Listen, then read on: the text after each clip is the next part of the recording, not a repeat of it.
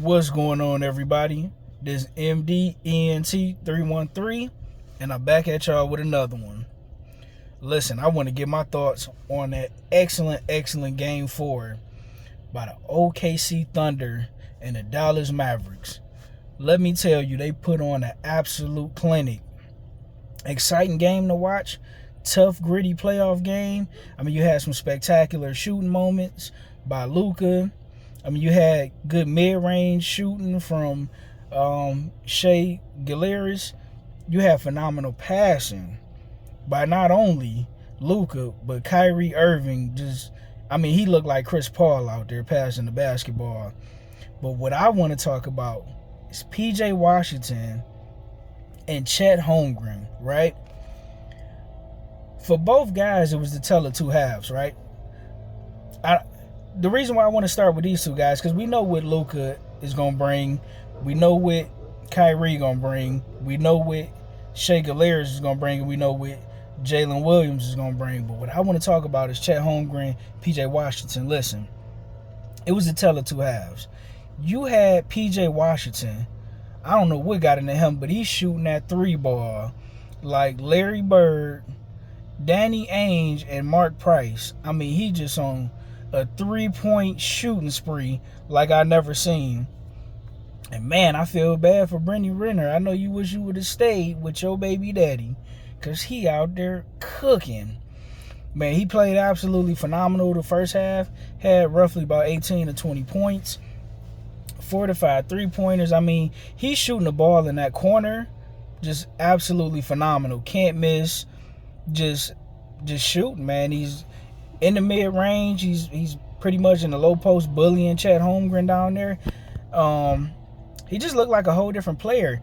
He's been, in my opinion, the first best player on the Mavericks this particular series, and the second best player overall in the series. I mean, he's just been playing lights out, right?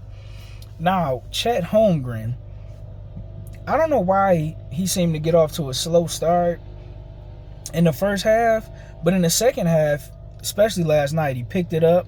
He was absolutely phenomenal. He was shooting the three ball extremely well. He haven't been shooting the three ball well all series, but yesterday he was shooting the ball absolutely good. He was good in the mid post. He was getting tough rebounds. I was shocked at how well he was rebounding for a change, because he usually only gets you about 5, maybe 6. And that's, to me, in my opinion, that's not good for a guy his size. He's the biggest, well, at least height-wise. He's the tallest player on the Mavericks, right? He's a power forward. Sometimes, they put him in at center. There's no way you should be getting out-rebounded by Luka. I know Luka's a good rebounder, but he's a small forward. You're taller than him. You're bigger than him. You shouldn't be, flat out, you shouldn't be getting out-rebounded. But I want to give props to Chet Holmgren. He was tough. He was gritty. He played good defense. Had an excellent block yesterday. That block was absolutely exciting. Almost reminded me of that Tayshaun Prince blocking Reggie Miller. I mean, what I was most impressed with is the toughness, the mental toughness of the OKC Thunder. You got to remember, the OKC Thunder is one of the youngest teams in the NBA. I mean, Shea Gilgeous, he absolutely stayed poised, stayed in control, and he was just absolutely on fire with 32 points last night, 5 assists, 6 rebounds. And I like how he kept his team composed, because in the first half, it was a lot of standing around. It was a lot of ISO ball. It was a lot of these guys jacking up shots, not getting good open looks, not passing the ball. The offense wasn't flowing very well. But and Dallas got off to a good lead. At one point in time in that first half, Dallas was up by 15 points. And they was up and they was winning all the way until the fourth quarter. So shout out to Dallas, man. Dallas is making it tough on these guys. They're not going to go down. They're not going to lay down. They're not going away. These guys have experience. Kyrie is an NBA champion. Luka has been to the playoffs multiple times. And these guys just experience. They got a phenomenal head coach in Jason Kidd. And listen, in my opinion, the same way I felt about OKC, how I felt like they was in trouble because they had a couple of games they could win. And I'm like, oh man, you can't give away games, especially to veteran teams who've been there before and who know how to win. But man, Dallas might be in trouble. Maybe they starting to wear down. What I noticed is Kyrie Irving is not shooting the ball particularly well. He's not scoring particularly well. This game, even though he had 9 assists, I don't even think he's been averaging 5 assists this series. Kyrie Irving has not been good this entire series. And in order for them to beat OKC, he's going to have to average at least 23 points, 6 assists, maybe get you about 4 rebounds. But he's a serious defensive liability. Usually Luka Doncic is the defensive liability, but I got to give Luka Doncic his credit, man. He played some great defense last night. He was trapping guys. He took some shots to the face. He was trying to take charges. I mean, listen, that was a phenomenal game, man. It took me back to the 90s and the early 2000s. It was gritty. It was tough. It was exciting.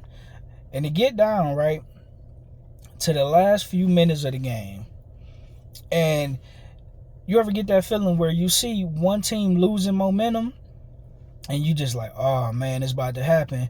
That's when I was watching my Detroit Lions lose momentum against the 49ers. I'm like, oh man, here it come. And that's what it felt like yesterday. But shout out to OKC for just hanging on for dear life. PJ Washington, he did good in the first half, but like I said, they shut him down in the second half. It was a couple minutes left on the clock, right? He get fouled behind the arc. And he need to if he make all 3 of these free throws, it's a tie ball game. But I guess, if I'm not mistaken, maybe they changed the rules to where if you don't make the first shot, the first free throw, you get to shoot the second one, but the third one, I guess it automatically go to the team. This is something new that I haven't been aware of. PJ Washington missed that first free throw. Made the second one, and I'm like, oh man. That was, he kind of sealed it with that one. Well, anyway, he makes the free throw. OKC get the ball. They inbound it. You want to always try to stop them from inbounding it to their best free throw shooter or their best player. Inbounded to Shai Gilgeous, and instead of them hurrying up to foul him right away, they let another second and some change go off the clock. So which put them further in the hole to where it was just pretty much game. Shai Gilgeous had to hit the 2 free throws, and he hit the 2 clutch free throws. And I love after the game in the post fight how they didn't just interview him or Chet or Jay Williams. They interviewed the whole team. Man, that young nucleus is going to be a problem. They're a very well coached team. This is an exciting series, back and forth action, and I'm looking forward to Game 5. Good job, fellas. I will admit, y'all bringing the NBA back in style. With that being said, like, share, and subscribe. Hit the bell, hit the notification bell to get the latest and greatest in sports and entertainment.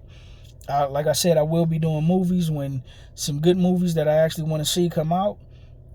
I know I don't want to do a review on the Godzilla Kong New Empire, even though I love that movie, but it's been done to death already. I want to give you something new, something fresh, something, everybody haven't seen already. So when that Deadpool and Wolverine come out, I'll be there in the theater to go see it Thursday, and I'll let you guys know my post-movie reaction. With that being said, I'm out. Peace.